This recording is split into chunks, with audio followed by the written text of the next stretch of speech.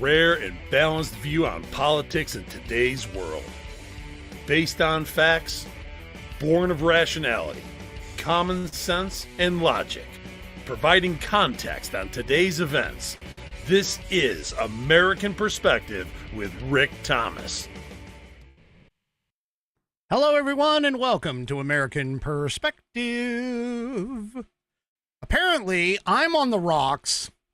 G is on the couch. Coco is in debasement. And I don't know where the rest of you are, but it's a hell of a Friday starting off already. Oh, my gosh. Anyway, Coco, please stay safe. Seriously. Seriously, Coco. Coco is under a tornado warning right now. Not a watch, like as in the sirens are going off. Get your ass covered. So, yeah. Anyway. Oh my gosh. All right. So I'm in trouble by one of my longtime Whiskey Warrior P1s. And that's because of the fact that apparently, so obviously, if you've been on this show used to be called Whiskey Musings, which was sort of a double entendre because my nickname on the show and even here is whiskey. But I would drink whiskey while I was musing about things. And so anyway, there are certain things that I don't do. One thing that I don't do very often is I'm really not into the flavored stuff. If you've ever watched, I mean, obviously it takes stones to drink with whiskey. I drink with whiskey stones. I don't drink with ice. Although I will take, a whiskey over ice if I need to or whatever, if I'm out and about, that kind of stuff. But one of the things that I have done in the past, I enjoy Fireball. I enjoy Fireball whiskey, which is a cinnamon flavored whiskey. I enjoy it in a ginger ale. So I'll do like a ginger ale Fireball mix.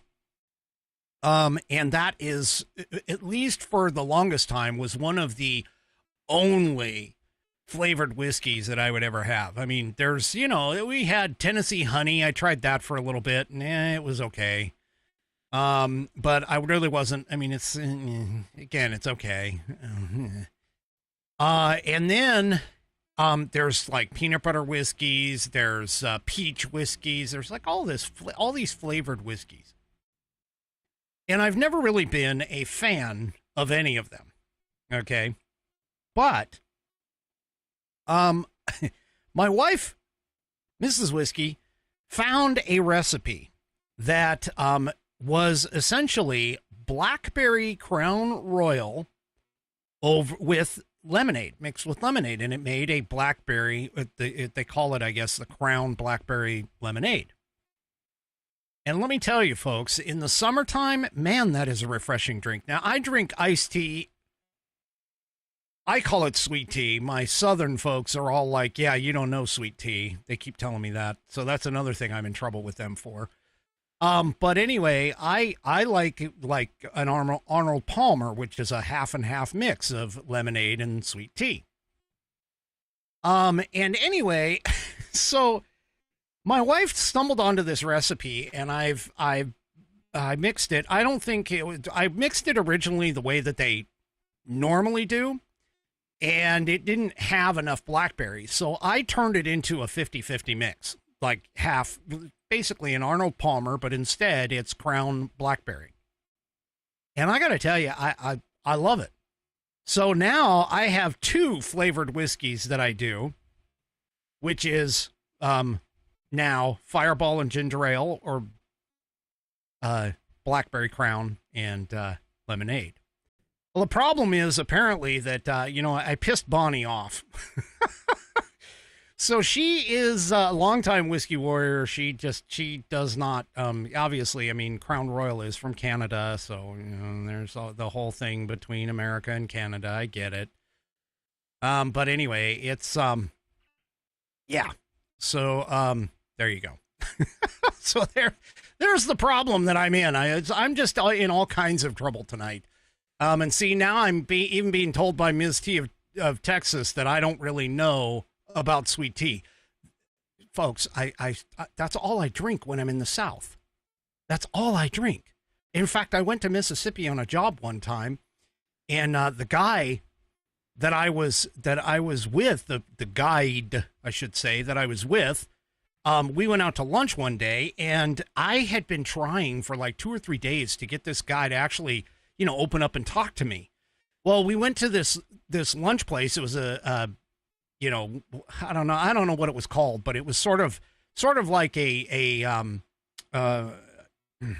it's sort of fast food, but not quite fast food. They had a lot of fried stuff there, like fried okra, fried catfish, that kind of stuff. And when I walked in, and I'm with the guy, and I'm walked in, and, he and I are just kind of standing there, and he says, okay, what do you want to drink? And I looked at him and I said, sweet tea. And he just looks at me and he's like, you like sweet tea? And I'm like, is there any other kind? And he just was floored by that. And that, for whatever reason, that flipped the switch between the two of us. And he talked to me the rest of the trip like I was normal, like a normal person. So, but I mean, you can ask my wife, Mrs. Whiskey. I always ask for sweet tea. It's always got to be sweet tea. I can't drink like regular iced tea. It just doesn't work. It's either sweet tea or Arnold Palmer, half and half. So that's all it is. I mean, there is nothing but sweet tea.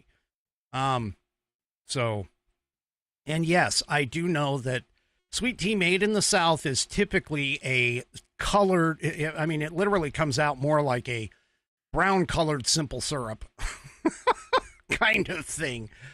But anyway, I mean, I try, I do, but I'm from the North, so there you go.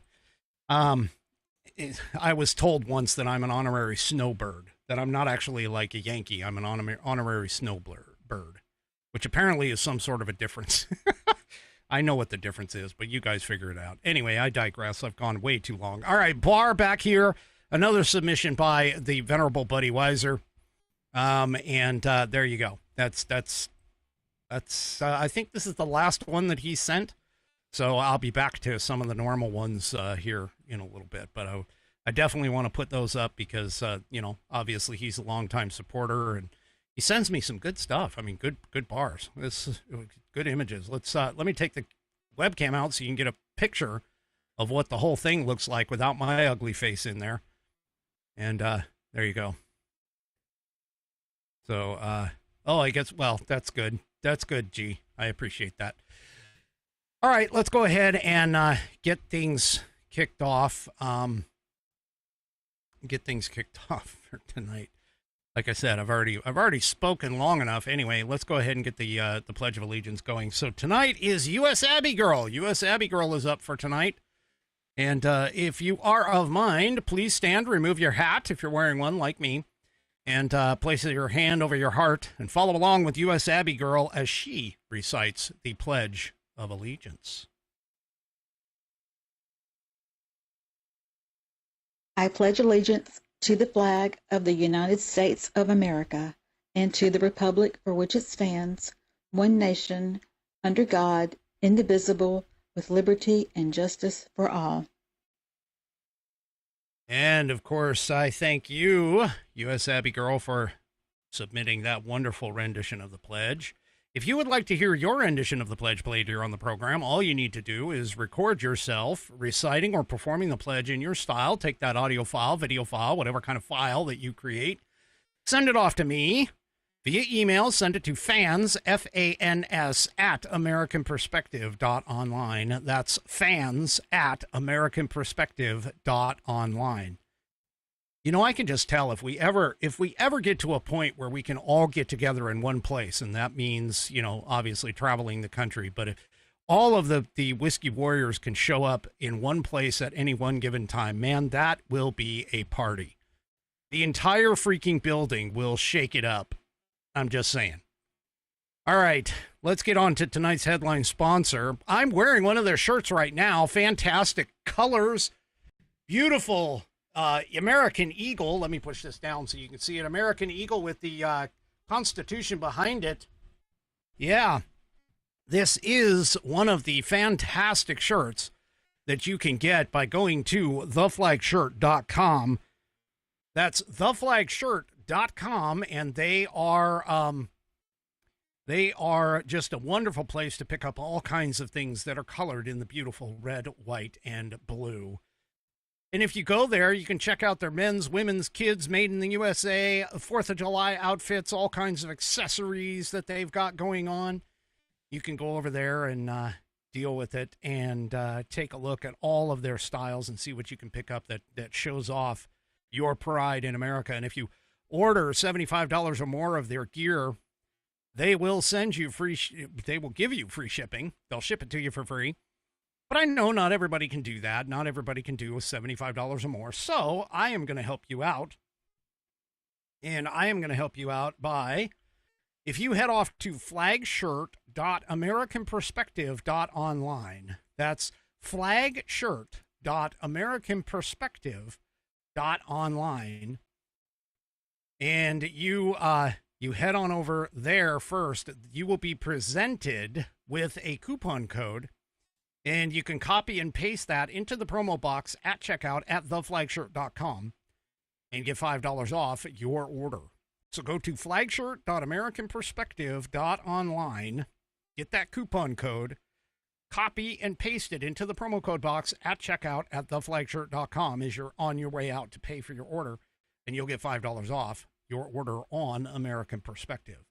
That's flagshirt.americanperspective.online to get that coupon code for theflagshirt.com.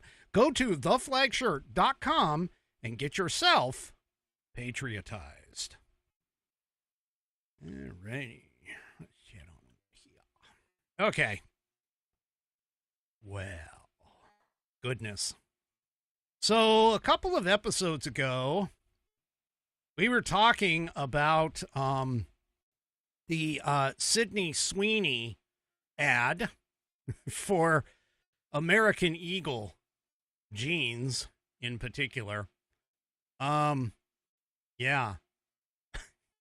Well, just a reminder for you guys. And I got to do this quick because obviously I don't want to necessarily show off too much. But just as a reminder, this is the ad that, of course, pissed the left off about this. Genes are passed down from parents to offspring, often determining traits like hair color, personality, and even eye color. My genes are blue. Sydney Sweeney has very genes. Okay, so that was the ad. Well, Dunkin' Donuts could not be outdone with it. Oh, Dunkin' Donuts could not be outdone with that, and has stumbled into the fray. Here it is. Dunkin' Donuts creates an ad that kind of mimics that one. So here's the ad. Oh. Look, I didn't ask to be the king of summer. It just kind of happened. This tan? Genetics. I just got my color analysis back. Guess what? Golden summer. Literally. I can't help it. Every time I drink a Dunkin' Golden Hour Refresher, it's like the sun just finds me. So if sipping these refreshers makes me the king of summer, guilty as charged.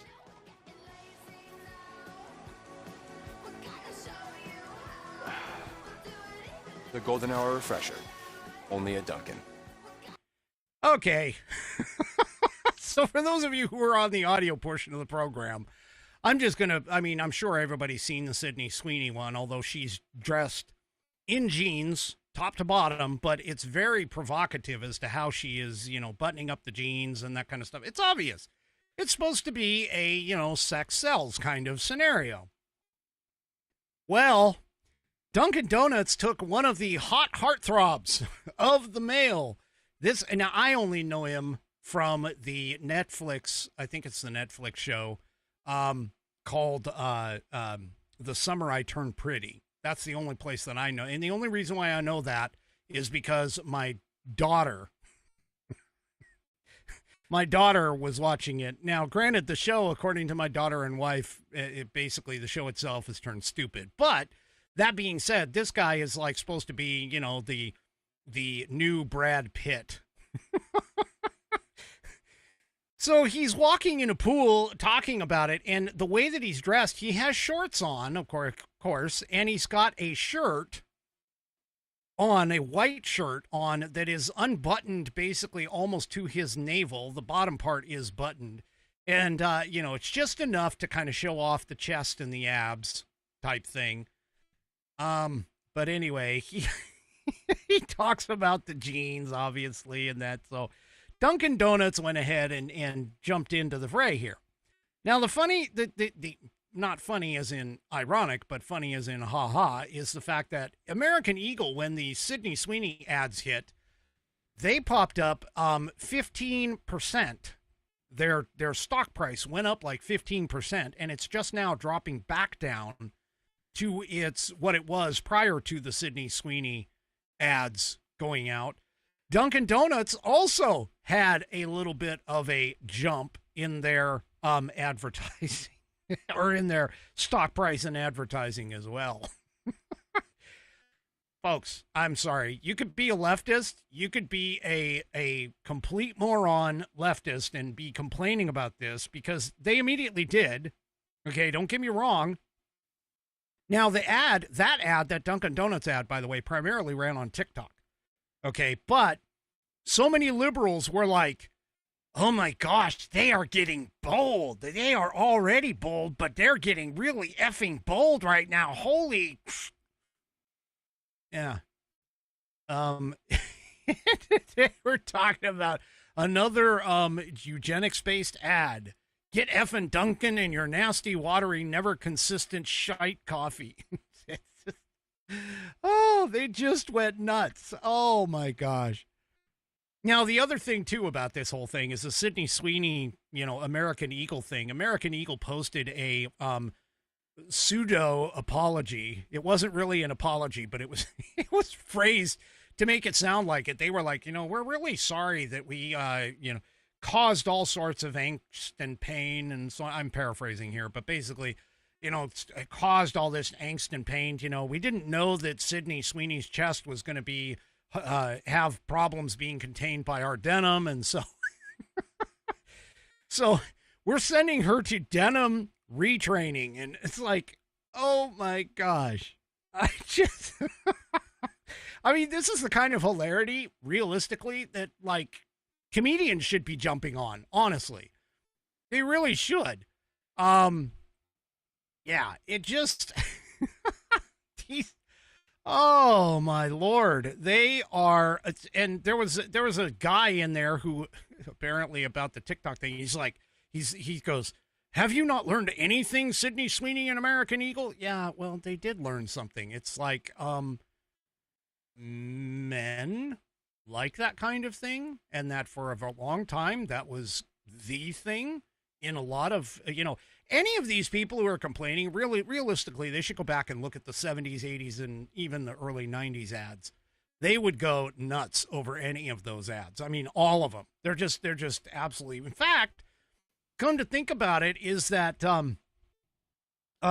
they're now, people have been grabbing images of now I forgot the singer's name. I think it's Beyonce.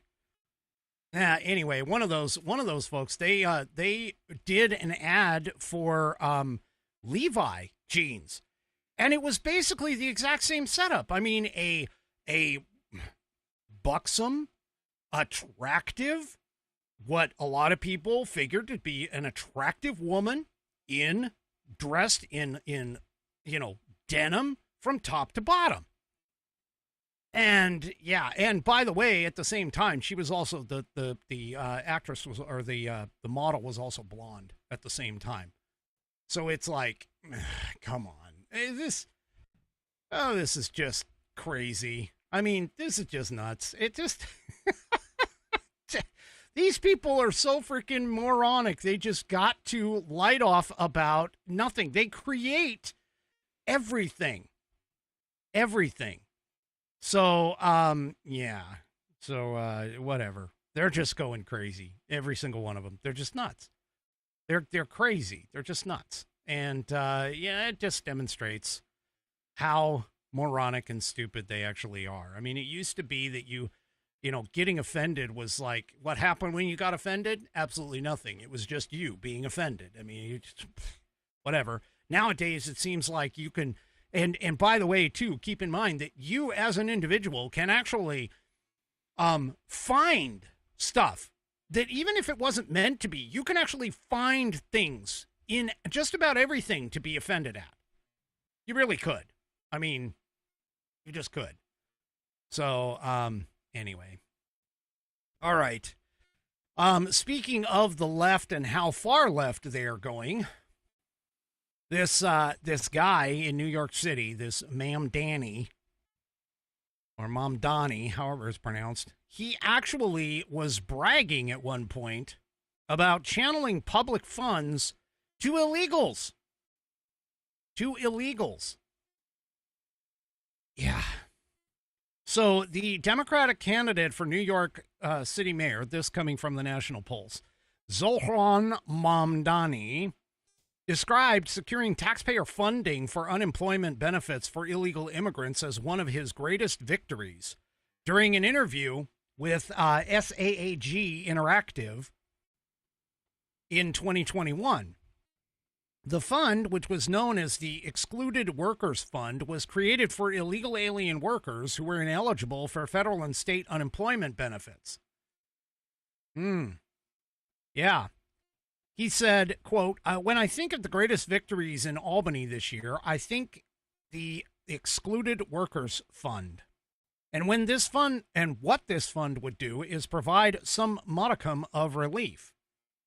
This fund was won in many ways because of the pressure brought by those that the state doesn't even recognize, the state does not even see. Well, yeah, there's a reason why the state doesn't see them. They're here illegally. They're not U.S. citizens. They're not legal residents. They're here illegally, you dumbass. Of course. Of course. They shouldn't be getting things like, they're illegal. Hello, they crossed the border illegally. They shouldn't expect any kind of state or federal funding anywhere. You really shouldn't. Anyway.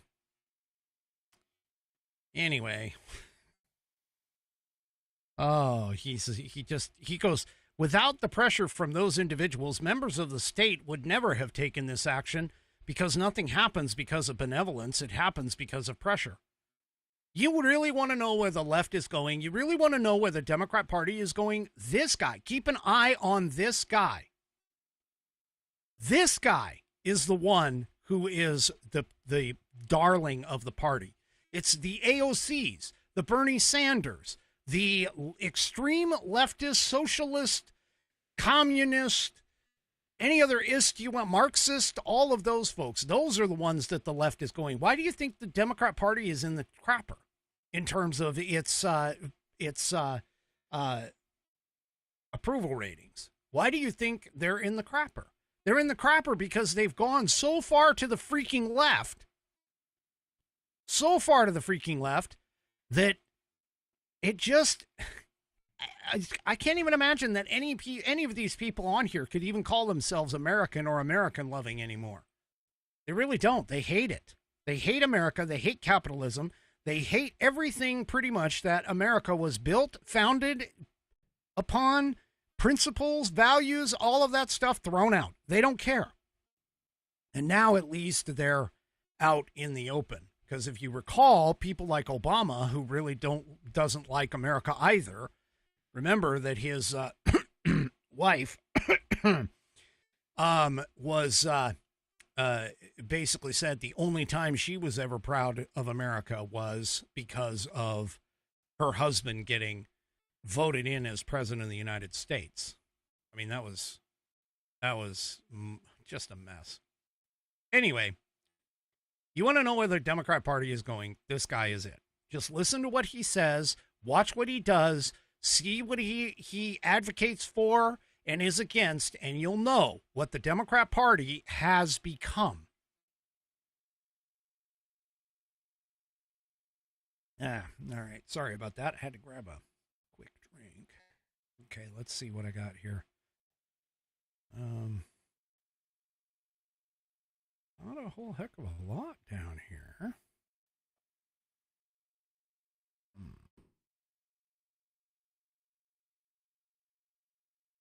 Well, all right.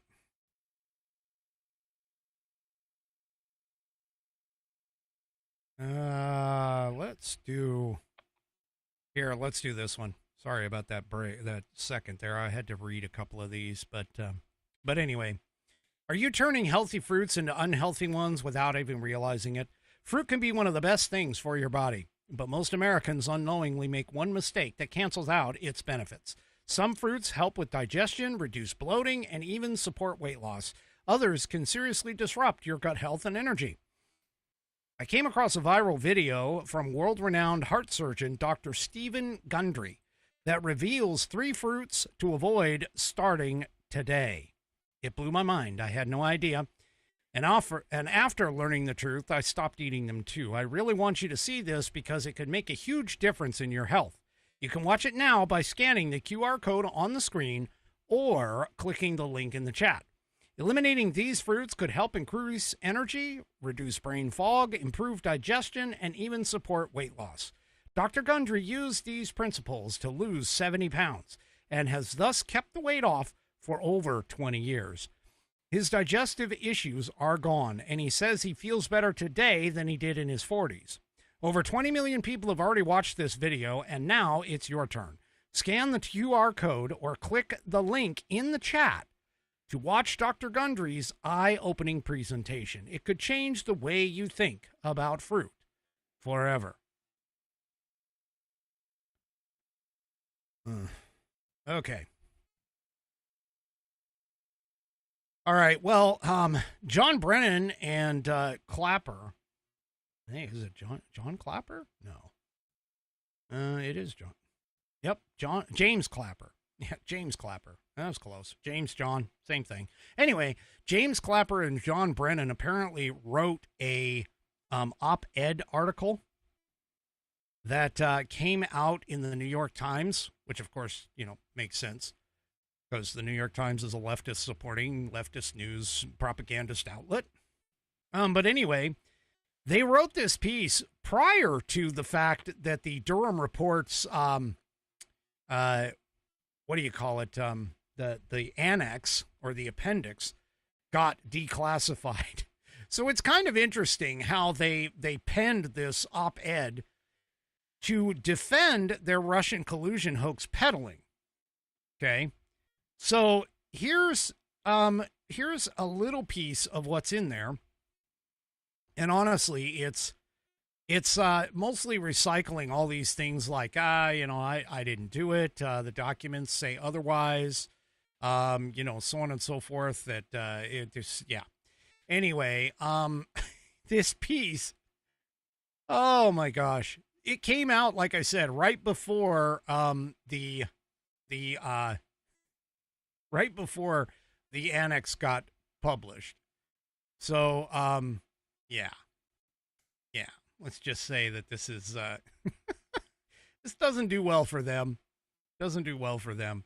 And why they would even bother to pen this thing. Well, I mean, seriously, if they really want this thing to go away, they should just shut up and leave.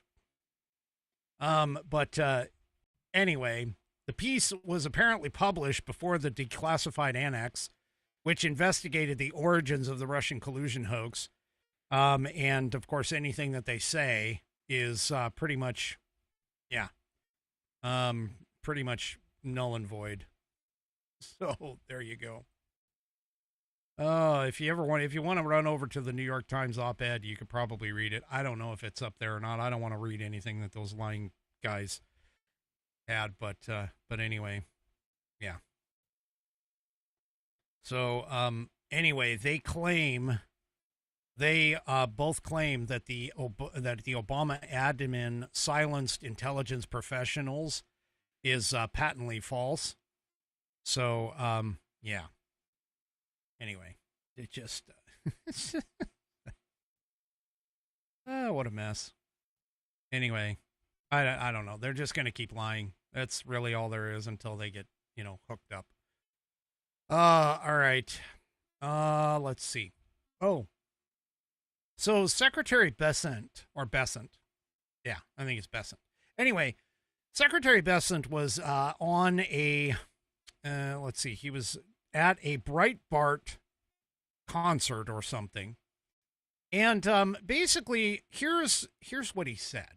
I mean, let's just say, here's what he said. So you can just take a listen, and I'll analyze it here in just a second. Oh, shoot. I should have had this already queued up, and I didn't. My apologies. Look, why are you investing it this way? How are you doing it? How can you understand the power of compound interest? And also, at the end of the day, that I'm not sure when the distribution level date should be. Whether should it be 30 and you can buy a house? Should it be 60? But in a way, it is a backdoor for privatizing Social Security. Like Social Security is a defined benefit plan paid out that, to the extent that if all of a sudden these accounts grow and you have in the hundreds of thousands of dollars for your retirement, then that's a game changer too. If you have these accounts, okay, look, why are you investing? So the part that the left went nuts over, okay, the part that the left went nuts over is the part where he says the back door to private or for privatizing Social Security, that's a game changer. Now, there's only one problem with this. That clip, of course, is selectively edited. And this was an intentional misreading of the comment. The comment was regarding the Trump accounts that Trump created. It's not intended to replace Social Security. It's intended to supplement Social Security. So they make it, they talk about how Social Security, is this thing that, oh my gosh, it's going to be privatized. I'm going to be honest with you, and I'll be, I always am, but that's just phraseology. But the reality of it is that, yes, if Social Security was privatized, it would be run better. It definitely would be run better. It would be taken care of. It would be like he was talking about in terms of the amount of money, compounding interest, things like that. It would have been invested better. And we would have had much better returns on our investment for this. So the White House press secretary, Caroline Leavitt, said what the Secretary of Treasury was saying and what this administration believes is that these Trump newborn accounts, which is an incredibly creative and great provision that was in the One Big Beautiful Bill for newborn children and families and future generations of Americans, will help supplement, not substitute, Social Security. So, and even Besant clarified himself on X. He said Trump baby accounts are an additive benefit for future generations, which will supplement the sanctity of Social Security's guaranteed payments. This is not an either-or question. Our administration is committed to protecting Social Security and making sure seniors have more benefits. Yeah. Sure. The left. Oh, the left is just nuts. They're just crazy over this. Now, I mean, again, to be completely honest, anything the government touches, it destroys. It really has all kinds of problems. Fraud, waste, abuse, all of this stuff comes from Social Security. Oh, 3 Chevy hit the nail right on the head. I gotta put this up here. 3 Chevy says that if Nancy Pelosi was running Social Security the same way that she runs her private investments, there would be a 700% return. Oh my gosh. Yeah. Anyway, no, I mean, seriously, if these guys would have actually done what they were supposed to do, did what they needed to do, and, put this money away into a privatized account for every single American, instead of trying to use it and tax it and so on and so forth, as though it's just money that they can go and pick up, which government does. And by the way, that's Democrats. Democrats in Congress are the ones that did all of this. Not the Republicans. Republicans went along with it, sure, but it was the Democrats because Democrats, there's not a single tax that Democrats do not like. Not a single tax that Democrats don't like. Well, here's another reason, again, as I pointed out before with Ma'am Danny, the left is the Democrats, even like hardcore Democrats are starting to like come around to the idea that, hey, wait a minute, Trump actually isn't really doing that bad of a job. So here, Chris Cuomo, he's a News Nation anchor. He opened up his show's call-in lines to listeners who actually wanted to admit making mistakes. Well, a bunch of people, Democrats, because that's pretty much all who would ever watch Cuomo, but Democrats called in and started to admit that, hey, maybe this president really isn't all that bad. Take a listen. I'm not too proud to say that I am wrong about Trump. I'm a proud Democrat. How so? And he's done a lot of things. Immigration. I'm happy about what's happening with immigration. I thought the stock market would tank, and I'm pretty happy with my 401k. There's a few things that I just thought things would go wrong, and I'm very happy. Well, that is big of you to say. It'll probably lose you some friends in this polarized environment that we're in right now. But there's nothing wrong with being happy with results, no matter who gives them to you, right? So I appreciate your candor. Next. And you know what? A lot of calls saying the exact same thing. And the sad part is that she feels that she can't say it, you know. But anyway, David from Tamaqua, Pennsylvania. David, what are you wrong about? Hi, Mr. Carver. First of all, I'm a registered Democrat who voted for Trump. I thought this would never happen, but some of the Democratic Party is finally walking up and saying President Trump is doing something good. They were meeting at a Senate meeting. What they're doing is great. What they started doing is to reunite themselves and reunite us. So please keep it up. Keep meeting, keep talking, keep fixing things, keep uniting us and the parties together. This will make our country stronger than ever in the world. I love it. Good for you. Good for you. Fix, fix, fix. Instead of telling us why the other guy's worse, how do you make it better? Fix, fix, fix. You're right. I'm with you, David. Next. Greg, Mr. Positive, is he there? He's never been wrong. You there, Mr. Positive? Mr. Positive. Sorry, I no, only text with him every go day. to Maddie Stew real quick. Maddie Stew. But I think he has a similar sentiment. Maddie, what are you wrong about? Hey, Chris.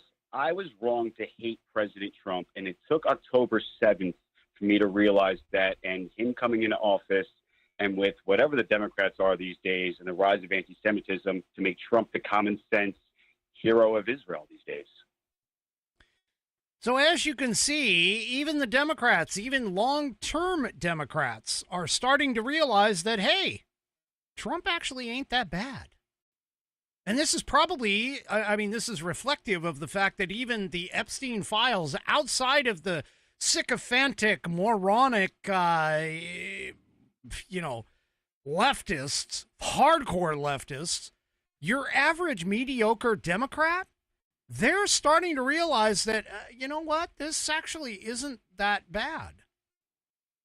That things are not, things are not as bad as what everybody intended them to be. Everybody said they could be. And Cuomo's producer, you heard her in there. She was like, hey, I'm fielding a lot of calls that are saying the exact same thing. Now, somebody could say, oh, this was all staged, right? I mean, you could. You could blame that on me if I ever open up my phone line again. You could blame that on me. Oh, it's all staged. But the reality of it is that, folks, we're not, the stock market isn't tanking. The economy isn't tanking. I mean, granted, it's not doing like spectacularly, but it's not falling down.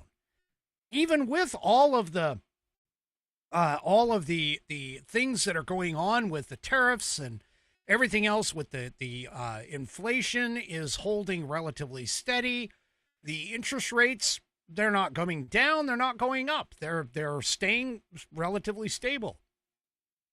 So all of these things are good things. And of course, the whole immigration thing is huge. The immigration. You know, there was a article today, I didn't grab it, but there was an article today saying that there was this one dangerous gap on the road to go from South America all the way up to North America here.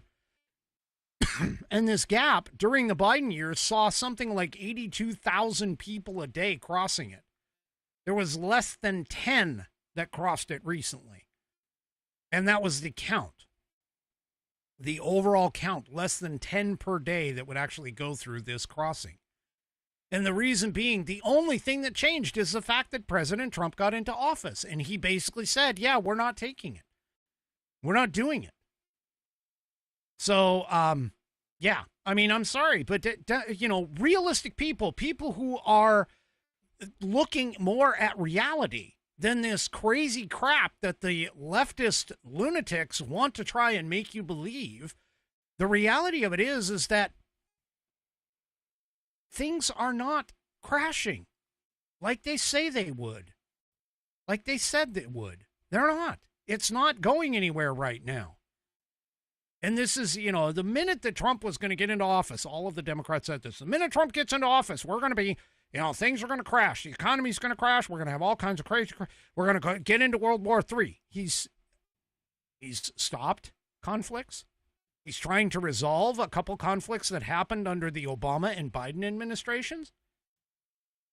I mean, all of this stuff, again, this excuse me, this stuff needs, you know, it's stuff like this that needs to get transmitted everywhere. People need to realize that, hey, things aren't as bad as what your sycophantic mainstream media folks are. I mean, even like from the Morning Joe Scarborough was saying, hey, guess what? You know, things really aren't that bad. They're not going to crap. Americans need to hear that more often than not. And you sycophantic morons that are running around on social media, especially those that, you know, go out and attack people and all this other stuff, they're misinformed individuals, seem to think that you know everything. Yeah, apparently you don't. Even those experts, like the economic experts, are all saying the same thing. They're all like, oh, yeah, you know, Trump's going to kill everything. It's going to, the tariffs are going to be all kinds of, no. Nothing's really changed much. Nothing's really changed much at this point. So, anyway, speaking of the tariffs, Trump does announce a new tariff rate for dozens of countries. This was before the August 1st deadline that he set for himself. And he signed an executive order on Thursday that formalizes these new tariffs. The majority of the tariffs are basically ranging from 10% all the way to a 41%, depending, of course, on whether or not the nation that he is targeting has reached an agreement with the U.S. and the nature of that agreement. So he's basically just saying, hey, you guys, you know what? You haven't come, so you're going to get a higher tariff. Many of the countries that are on that list are seeing tariffs between 10 and 15%. That's it. So, and most of that is based on whether or not the United States has a trade deficit or a surplus with that nation. Now, a trade surplus, of course, means that U.S. exports more goods to a nation than that nation sells to us. And when a country's exports to the U.S. exceed, which is our imports, exceed the value of U.S. exports to that country, it's called a trade deficit for the United States. Now, when that happens, it's a result of a net outflow of cash. So minimizing trade deficits obviously have been a big thing of Trump's trade policy. The other thing that a lot of people don't realize when it comes to tariffs is that when tariffs get applied to products that are being imported into this country, and the American people start to turn away because tariffs affect prices, they just do. They're going to, because obviously the corporations, regardless of where they're at, they're smart. They know that pretty much a tariff is a tax. It's a tax on goods and services that are going from somewhere else, but are coming from somewhere else. But they essentially get tacked on to the price that goes to the consumer because, again, no corporation pays anything. Everything is all built into the price. If you understood economics 101, you would understand that corporations really don't pay a damn dime. All they are doing is they're passing through whatever the costs are to the consumer in the terms of the price of their products. And whatever they take in terms of a profit margin over the top is what they are able to bring in for their money. But they don't actually pay anything. At least ultimately, they don't pay anything. So anyone who sits here and tries to tell you that this isn't the case certainly doesn't go into a economics class and understand it. But all of that being the case, again, minimizing trade deficits has been Trump's idea, and Trump is looking to use tariffs as the way to get this done. He wants to minimize trade deficits. We've been in a situation where we've been in trade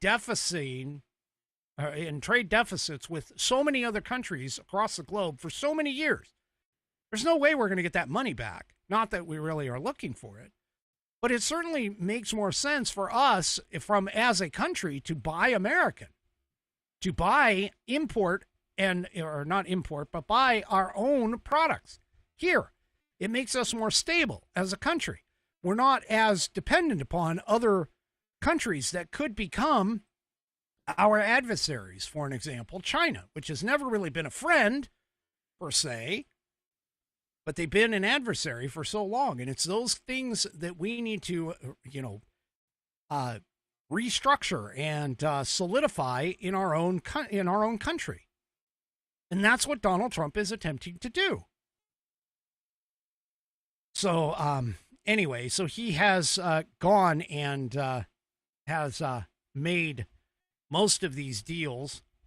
So the European Union, South Korea, and Japan will see 15% tariff. United Kingdom gets 10%. Many other countries will have their goods taxed at a higher rate than 15%, including those that haven't reached an agreement or who have agreed to such terms. Some of the hardest hit countries are Syria, has 41%, Laos with 40%, and Switzerland with a 39% rate. But yeah, so there you go. I mean, he's using tariffs in the way that they were designed to be utilized. Simple as that. All right. Okay. So the U.S. citizenship test apparently is now being looked at with set for a major revamp. So Joseph Edlow, the new head of the U.S. Citizenship and Immigration Services, has criticized the current test, where applicants must answer only 6 out of 10 civics questions from a set of 100 which are pre-provided. And he's criticized it as an overly simplistic test that encourages memorization over the actual meaningful education of America's values. Now, the proposed changes look like they're going to reinstate a more demanding format, possibly requiring answering 12 correct answers out of 20. This was briefly trialed under in 2020. Now, opponents have been warning that it may hinder immigrants, those with especially with limited English skills. Okay, well, let me ask you a question. Wouldn't you want to have these people coming into America that would be able to speak the predominantly spoken language here in the U.S., which is English, even though we don't have a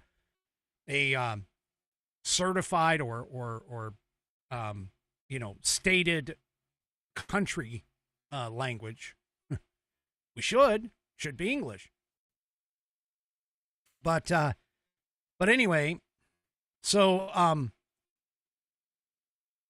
proponents for it argue that the test becoming stronger fosters a deeper understanding of U.S. governance, history, and its values. Well, here's the thing, folks. How about, yes, we do this, but we bring back actual civics education within our schools? How about we do that?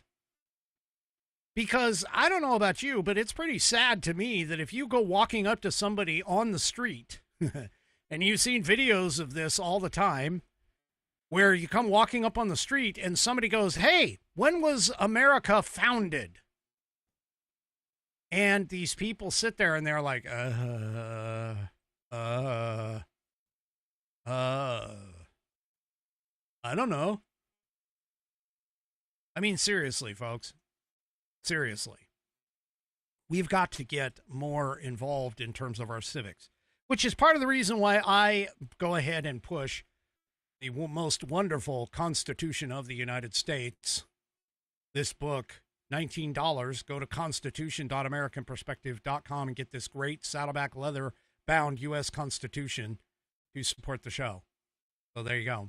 You know, I tested myself the other day. 3 Chevy points out half the kids in school can't answer those questions. I actually think it's more than half. But I actually tested myself the other day, and I went and took, because there are practice exams that are publicly available for the civics test. And, yeah, I was able to pass. I think I only missed one question. I don't remember what the question was, but I think I only missed one question out of the series that was given to me. So, and to answer your question, buddy, it's 100 senators. There's 50 seats, or 50 states, 2 senators per state. So it's 100 senators in Congress. So there you go. Anyway. Let's see. So immigrant advocates fear that a revised test could unfairly impact groups like refugees, seniors, and individuals with disabilities. So there was a pilot program for this new thing. The pilot program happened in 2022, and it tested a multiple choice format and added an English speaking component where the applicants described images. That was abandoned in December of 2024 after over 1,300 public comments flagged concerns about the increased complexity and barriers for those with lower literacy. For now, the 2008 test version persists, but the drive for a more rigorous exam reflects stricter immigration policy changes under the Trump administration. So, yeah.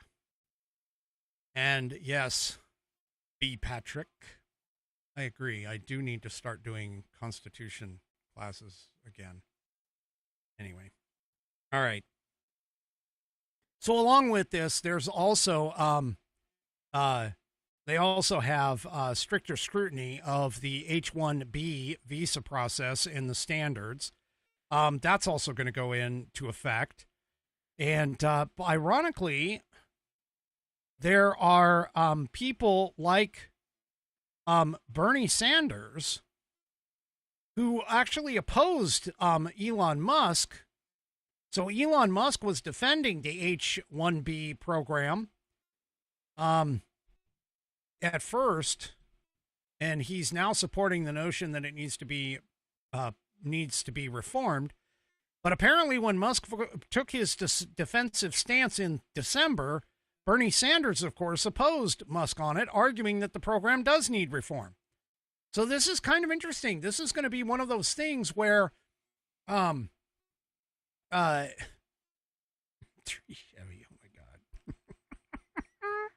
Anyway, this is going to be one of those things where maybe it happens to be like a cross aisle, a bipartisan setup here. So, yeah. Anyway, we'll just have to see. All right. This might be the last article that I do, but guess what? You know that Corporation for Public Broadcasting that basically said that they were complaining about their facts. They're losing the government funding for them. Well, guess what? Corporation for Public Broadcasting, and I know a lot of people are sitting here going, "Oh my gosh. Oh my gosh." The Corporation for Public Broadcasting confirmed today that it's going to cease operations. It is going away. Yes.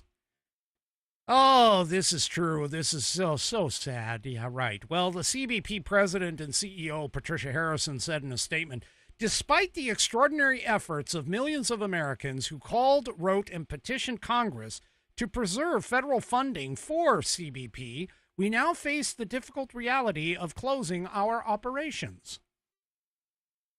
The organization notified its employees that most staff positions would be eliminated by the end of the fiscal year on September 30th. Harrison added, CBP remains committed to fulfilling its fiduciary responsibilities and supporting our partners through this transition with transparency and care. Yeah. Yep. There you go. So they're going to be shut down. Oh, I know. It's so horrible. It's so horrible. I mean, this isn't even a part of Article 1, Section 8 as a responsibility for the U.S. or for the federal government to fund this. They have no responsibility whatsoever toward this. But hey, forget that little pesky thing known as the U.S. Constitution. We just live in America, a constitutional republic, a guaranteed republic. Yeah. Anyway. So, now the reason why is, of course, something that is supposed to be a government funded, they're supposed to be non-biased. Okay. They're supposed to be middle of the road. Well, just really quickly here, Media Research Center study found that the PBS program, which is the public broadcasting system, found that its program Washington Week with the Atlantic, well, that's the part of the problem is they had the Atlantic there. But anyway, consistently exhibited a staggering 93% negative bias against Republicans in the Trump administration over 3 months, despite claiming to provide objective political coverage. Yeah, you're really, I know. Yeah, this is just so sad. No, it's not. It's perfect. It needs to be. It needed to be happening. And so, yep, there you go. So the Corporation for Public Broadcasting, they're shutting down. Thank goodness. NPR and PBS, though, I don't know about them. I don't know where they're going to go. But yeah. NPR and PBS both are sort of like, they're freaking out about this a little bit. But yeah. Anyway. Finally, but the final message here is the Corporation for Public Broadcasting will cease all operations by January of 2026. So there you go. If NPR and PBS continue, it'll be under nothing other than donations and public funding that is outside of the American taxpayers. Just saying. All right, folks, that is the end of the program for tonight. Tonight is Friday, of course, so that means tomorrow on Saturday is 1 hour later, 6 p.m. Pacific, 9 p.m. Eastern Time. Don't forget, if you haven't already, head on over to rumble.com, get yourself an account. It is free. Once you are signed up and signed in, make sure that you search up the American Perspective channel, search for that green follow button to get notified, and click it to get notified every time that I go live. Also, don't forget to hit those thumbs up or the thumbs down if you want to across all of my platforms, whether it's X, YouTube, Facebook, and, of course, the aforementioned Rumble. We will see you tomorrow night. Like I said, 1 hour later, 6 p.m. Pacific, 9 p.m. Eastern Time, right here on American Perspective. Have a great rest of your evening, and good night, everybody.